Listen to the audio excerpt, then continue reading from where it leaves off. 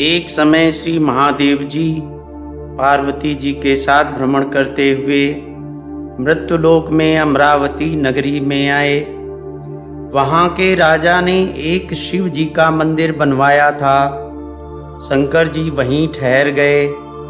एक दिन पार्वती जी शंकर जी से बोली, नाथ आओ आज चौसर खेलें। खेल आरंभ हुआ। उसी समय पुजारी पूजा करने लगे।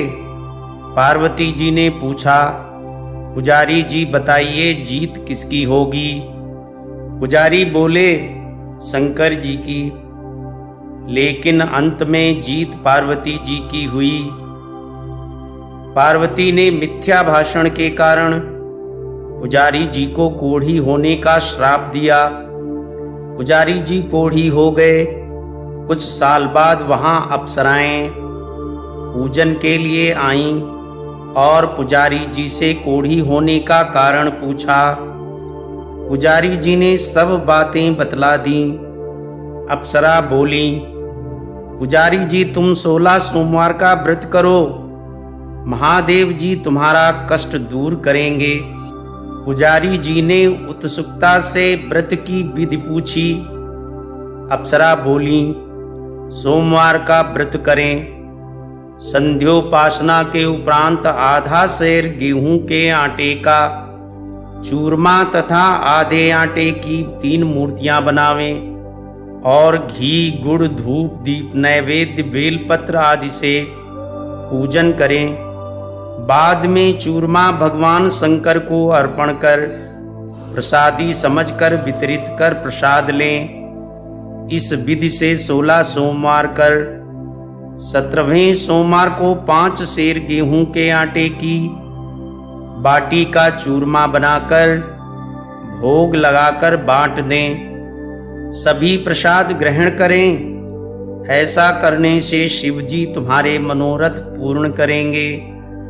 यह कहकर अप्सरा स्वर्ग को चली गई।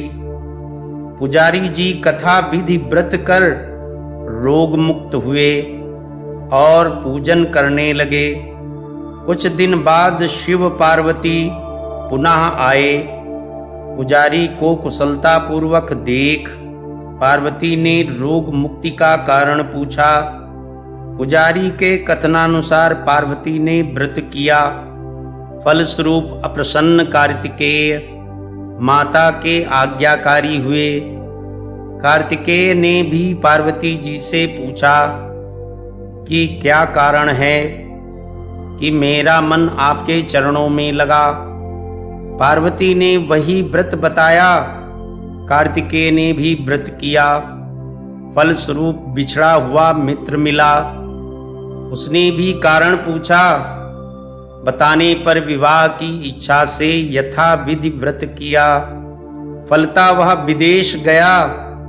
वहां के राजा की कन्या का स्वयंवर था। राजा का प्रण था कि हथिनी जिसको माला पहनाएगी उसी के साथ पुत्री का विवाह होगा।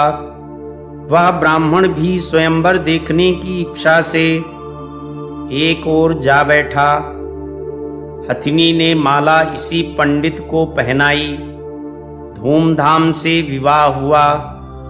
तत्पश्चात दोनों सुख से रहने लगे। एक दिन राजकन्या ने पूछा, नाथ आपने कौन सा पुण्य किया जिससे राजकुमारों को छोड़ हथिनी ने आपका वरण किया? ब्राह्मण ने 16 सोमवार का व्रत सविधि बताया। राजकन्या ने सत्पुत्र प्राप्ति के लिए व्रत किया और सर्वगुण संपन्न पुत्र प्राप्त किया। बड़े होने पर पुत्र ने पूछा, माताजी किस पुण्य से मेरी प्राप्ति आपको हुई? राजकन्या ने सविधि 16 सोमवार का व्रत बतलाया। पुत्र राज्य की कामना से व्रत करने लगा। उसी समय राजा के दूतों ने आकर उसे राजकन्या के लिए वरण किया। आनंद से विवाह संपन्न हुआ और राजा के दिवंगत होने पर ब्राह्मण कुमार को गद्दी मिली। फिर भी वह इस व्रत को करता रहा। एक दिन इसने अपनी पत्नी से पूजन सामग्री शिवालय में ले जाने को कहा, परंतु उसने दासियों द्वारा भिजवा दी। जब राजा ने पूजन समाप्त किया तो आकाशवाणी हुई कि इस पत्नी को निकाल दे, नहीं तो यह तेरा सत्यानाश कर देगी।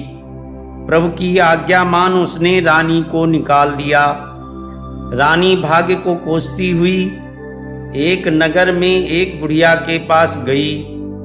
रानी को दीन देखकर बुढ़िया ने उसके सिर पर सूत की पोटली रखकर बाजार भेजा। रास्ते में आंधी आई, वह पोटली उड़ गई।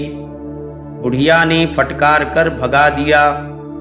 वहां से तेली के यहाँ पहुंची तो सब बर्तन चटक गए, उसने भी निकाल दिया। पानी पीने नदी पर पहुंची तो नदी सूख गई।